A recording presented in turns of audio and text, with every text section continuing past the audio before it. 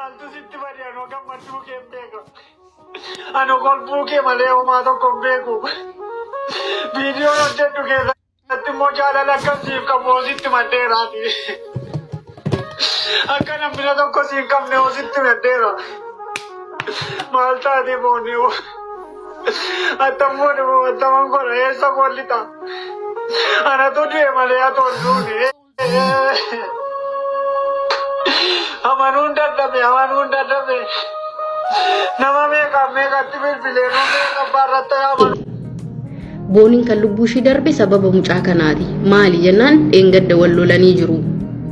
Wallolanii uffata ishee fudhattee manaa ba'uuf turtee. Inni manatti hin deebine deemee ala bulee. Saarii faana kaaffee turanii viidiyoo waraabamee itti ergamee jira isheetti naan jette. Uummata tani ragaa qabatamaa naa kennii jennaan isa kanan beekaa naan jette. Qaamni bilbila boonii irratti viidiyoo ergame sun nu baasu eenyudha? Boonus kan biraa akkatti itti fufa. Iftaanis kan biraa akkatti itti fufa.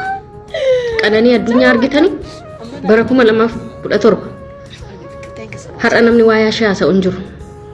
Booniidhaaf illee har'a boochuu har'a waay jettan boruu hin dagattan. Madaa akka mooltan nagaa jirtu nagaanis ni fatoo. Ani kanan jedhume inni warri gara social media kana karaati FB kana jechuudha. Inni singamada ofitti keessanii akka nama of ajjeesuuf jedheetti zimmettanii poostii gootanii lubbuun keenya kun koo wanta qoosaatti dhuftee miti ijoollee dhiigatutti dhangalee dhiigaan bitame lubbuun kun koo akka qoosaatti gaafuma namni nama ajjeesu lubbuun kun daftee nama keessaan baatu bar maanis lubbuu nama lubbuu keessan itti faraddan utuu lubbuudhaan jirtanii yoo rakkatti akka dibaate kan siraa jetteen jiraattu maal amma kanaaf gochuun garaa waaqa ofitti hin gaddisiisinaa namoonni wantoota akkasii hojjechaa jirtan dhugaa waaqa anna dabbartan baay'ee mana dabbartan ishii bakka nuun kan bitamne dhiigaanidha nama qasimmeedhee of ajjeesu miti nuun ijoollee Yesuus kanaaf iyyoo of eeggadhaa badii keessan irraa deebi'aa dhugaa waaqa Yesuus. Akkam jirtu nagaa keessanii arrammoo waa isinitti muun dhufe dargaggoota akka kootiif dhaamsan isiniif qabu jechuudha. Na dhaggeeffadhaa. Rakkinni darbaa dhalli namaa rakkata jireenyi biyyi lafaa bu'aa bayiidha wanta ta'eef jechuudha. Namoonni har'a rakkina keessan ilaaltanii haxxanii du'atti of laaktanii dhagaa cabsaa kan siraa hojjedhaa jiraadhaa. Waaqayyo isinii dabarsa yeroo isaatti. Haxxaniin galinaa wanta hin taanetti garbicha birrii taatanii haxxanii of hin gurgurinaa. Kanuma laalaa abdii godhadhaa ishee. Ashee akkam jirtu nagaa keessanii nagaan isiniif haa ta'u amma halkan keessaa sa'aatiin 4:40 wajjin jira. Jecha tokko jechuun dhufe innis maal jettanii yoo na gaafattanii ijoollee shamarranii wantoota ilaallatu na qabatee jechuudha. Innis maalaan isiniin jechuu dhufe nama jaallatu tokko yoo irraa adda baate gaabbiin nama sanarraa maaliif hin adda beekte jechuudha. Hin dhiphatiin maaliif yoo jette nama sanasitu jaallate malee rabbisiif hin jaallanne wanta ta'eef. Kanaafiyyuu akka kanatti sammuu keessanitti qabadhaa. Isinin jaalladhaa nagaa waaqayyoon bulaa mataa koo baay'ee na dhukkubaara naa kadhadhaa ammoo baay'ee. Rifeenaan paashiniin garaa qaqqaba. Maati abbaa kun dhukkubaara miti immoo atukkoo jennaa qaqqabdi. Abbaayee. Ati maal yeroo hundumaa yeroo viidiyoo wajjin hojjedhu mataa gadi qabatta sobdee. Ni na cuucinaan jedhu ani na cuuca moo ol jedhi dubbadhu kan taasise. Abbuuko. Goraa kun dhukkubaara way mana qorichaan nageessi. Leessa wayya qaba. Na qorichaan geessita? Ogaa? Shina dhungadhu gadi ngata moo na dhungattee moo. Ishee takka. Eedita? Fayyee. Na fayyee. Garaa koo na dhiisee bakka gaay. Makiinaa keenya keessa jirra. Ashiniin jaalladhaa chaa bakka. Eshi akkuma beekamu guyyaa viidiyoo akkuma ni joosi surprising godha akkuma 300 galee jedheeni amma surprising wajjin goona isinis na wajjin surprise taatu fuula isaa shaashii koo kanaanidha Na wajjiniin tura surprise maal akka ta'e. Maalodha. Kai ka hula kenzi apa. Maalum ne ita ingidda si ne ite. Enna undi keessan nu wajjiniin tura. Kai abbate. Ndi akkasitti dhamteetuti. Surprise taata malee.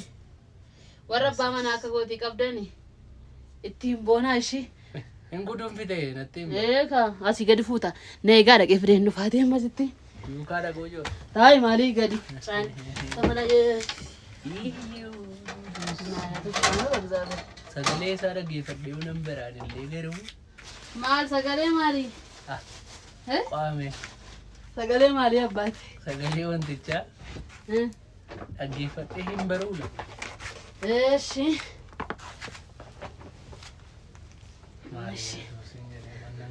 Amma. Garaagu.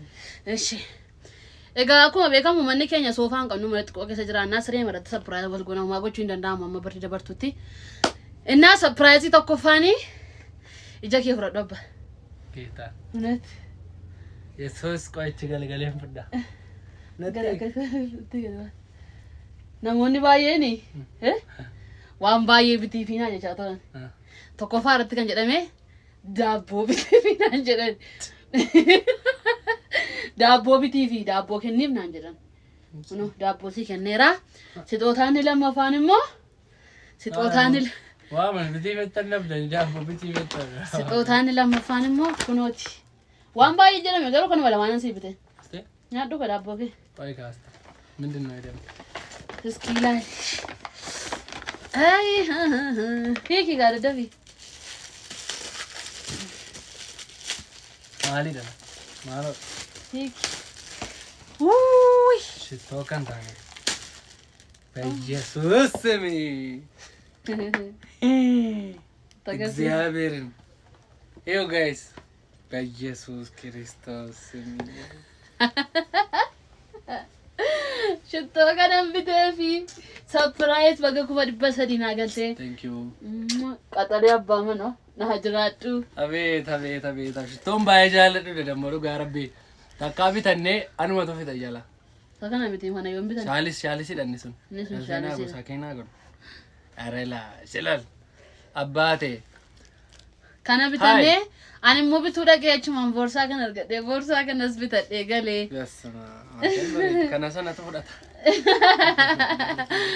እና አባወና ከሰነ ከሲት ብታቲ ሰርፕራይዝ ጎዳ ካነ ቦደ ከነ መኪና ኮ ከሰተ ዋዳይ መንሶር ነው ወንጌላ ፋብተኒ ወንጌላ ሞ ደን ገደሲ ብተሲ ገነራም ትሬ ላንጋኖ ለኒ ላንጋኖ ሞ ጀቶ ኮቦደ ሲገስ ቱጋይ isin jaallanna waan hundoo isaan dhaggeeffataniif ulfaadhaa halkan gaarii qabaadhaa haadha manaa akka kanaa isinii fakkaatu Ameen. abbaa